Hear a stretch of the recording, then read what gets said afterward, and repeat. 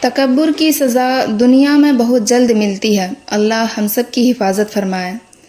ایک بڑا زمیندار آدمی تھا، انگریزوں کی حکومت نے اسے اتنی زمینیں دی کہ ریل گاڑی چلتی تو اگلا اسٹیشن اسی کی زمین سے آتا تھا، پھر ریل گاڑی چلتی تو دوسرا اسٹیشن بھی اسی کی زمین ہی میں آتا تھا، پھر ریل گاڑی چلتی تو تیسرا اسٹیشن بھی اسی کے زمین سے ہی آتا تھا، گویا ریل گاڑی کے 3 اسٹیشن اس کی زمینوں میں آتے تھے۔ وہ اربوں پتی آدمی تھا، اس کا عالیشان گھر تھا، خوبصورت بیوی تھی اور ایک ہی بیٹا تھا۔ اس کی زندگی ٹھاٹھ کی گزر رہی تھی۔ وہ ایک مرتبہ اپنے دوستوں کے ساتھ شہر کے ایک چوک میں کھڑا آئس کریم کھا رہا تھا۔ اسی دوران اس کے دوستوں نے کہا کہ آج کل کاروبار اچھا نہیں ہے، کچھ پریشانی ہے اور ہم مصروف رہتے ہیں۔